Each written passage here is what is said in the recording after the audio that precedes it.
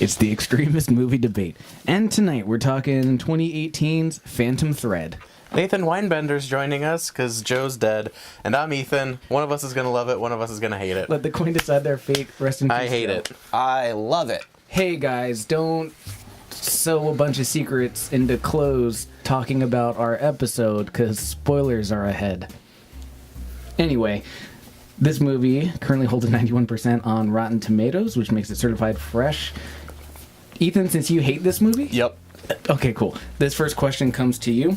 This comes from Sarah Michelle Fetters of Movie Sarah Michelle Gellar? Yeah. That's why I picked this one. From Sarah Michelle Fetters of MovieFreak.com. Sarah Michelle says, what at first looks to be a straightforward examination of masochistic, misogynistic genius run amok subtly proves to be anything but. This explosive examination of artistic imagination, intellectual hubris, sexual need, emotional impotency. Impotency. Sure. First of all, you're new here. I'm Sarah Michelle Fetters, actually. That's my name. And familial domination is an insidiously provocative drama that grabs the jugular and refuses to let go.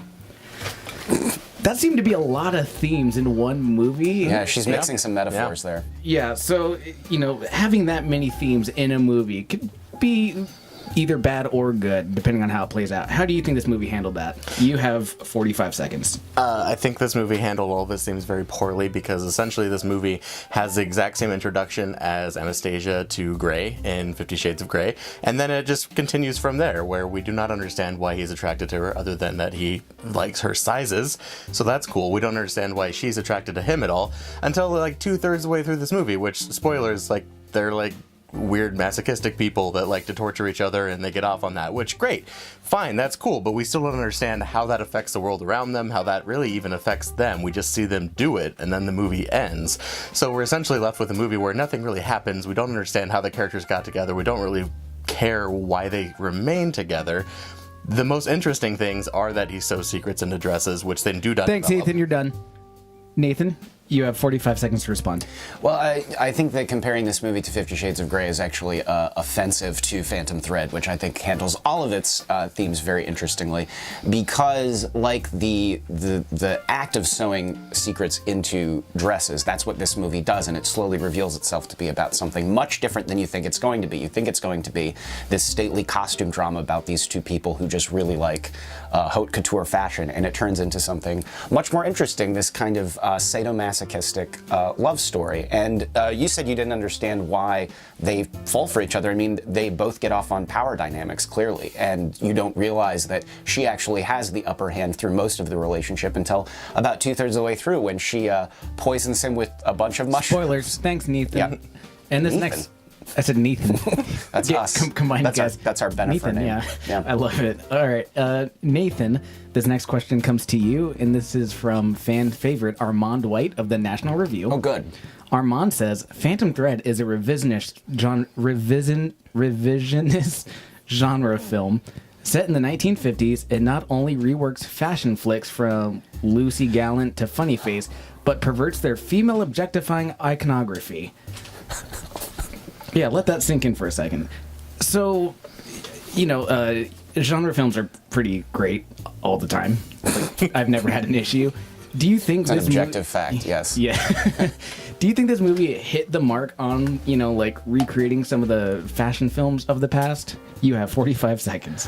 I would say that it does, but I think it subverts them in ways that you don't see coming. I think that Paul Thomas Anderson, who wrote and directed this movie, is taking a lot of influence from people like Douglas Sirk, who made melodramas in the 1950s that seemed to be about surface, about the ways that people live, the ways they dressed, what their homes look like, and reveal themselves themselves slowly over the course of the films to be about something much darker, more subversive. And I think the fact that we keep using words like subversion says a lot about the strengths of Phantom Thread. But I think that even though it is a movie that's set in the early 1950s and is clearly inspired by films of that same era, I think this is a very modern film in the way that it examines who these people are. Okay, sorry, I got to cut you off there, but Ethan, you have 45 seconds to respond. I think it's fine to be subversive if you're actually going somewhere with it, but if all you're actually saying is that, look, we had a twist, we're subversive, and that's your whole movie, then your movie sucks, because we don't actually have anything of conflict coming out of this. We don't actually see, again, what's going on in the world around them. How does this affect his sister, who also lives in the house? She doesn't seem to care at all throughout the entire movie. How does this affect his business? Oh, some people had to stay late one night to finish a dress. That's a lot of tension. So we're left with a whole lot of nothing out of this. Like, it's great that they found each other, wonderful, but why do we care as an audience? We don't. All right, thank you. You guys have just talk back and forth for about 2 minutes. Go. And as far as sewing things into the dresses, that happens about once in this movie, so that's just a moot point. It's really But just he a says line he's done for it the many, trailer. many times. He says that, which cool, but we don't see it. Show don't tell. Jesus. You also haven't talked about his relationship with his mother, Which is dead. non-existent. She's a ghost. Yeah, but I think that she kind of haunts the entire movie, and I think that his relationship with all of these different women, because Alma, who is the woman that is his current girlfriend, muse, whatever you want to call it. Anastasia Steele. She's no. How dare you? Look, get that out of your mouth. When she is introduced, she trips over a chair. When Anastasia Steele is introduced, she trips over the threshold. Good point. Into the arms of a very rich, well-known man. Great point. I think that her ghost kind of haunts all of his relationships, and I think that he is so in need of being in control that he doesn't realize that what he needs is somebody that's controlling him, and that's a much more fascinating dynamic than anything that is explored in any of the 50 Shades of Grey movies. And for you to compare them is just I think that's completely actually offensive. expertly portrayed in all the 50 Shades of Grey movies. I think that we very much understand what his family dynamic was, what his past was, what his mistress was in the very beginning when he was a very young child. It was Kim Basinger.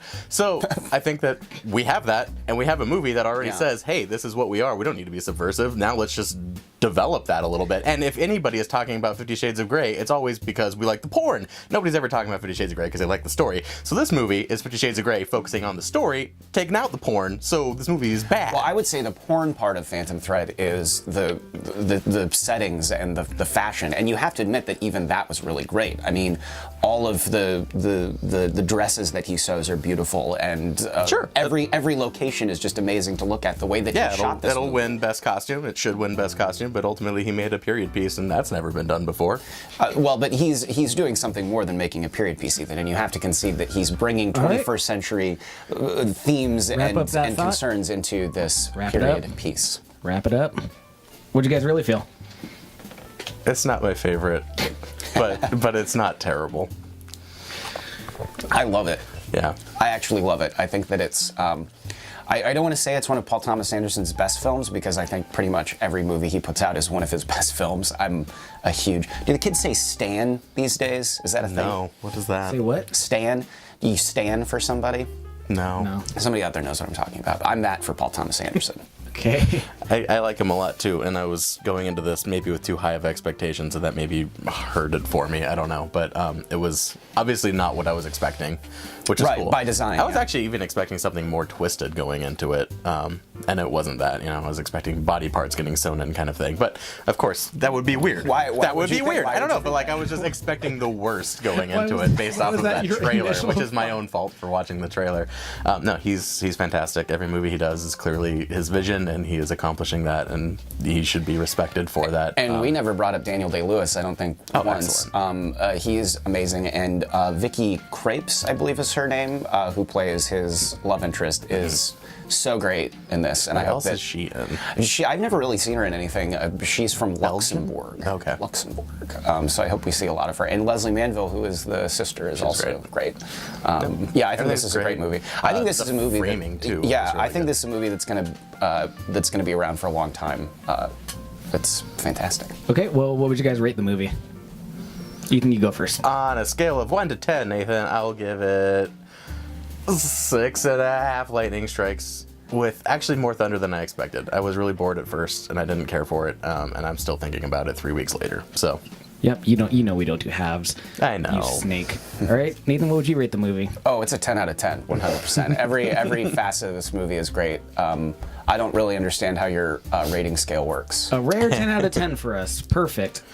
And then the thunder is how much does it actually resonate? By the way, you bring me in to do all these movies that you know that I love, and so I'm going to come across as somebody that just loves everything. I don't know. I have it on record that you hate Kramer versus Kramer. Oh, that's true. So you said it.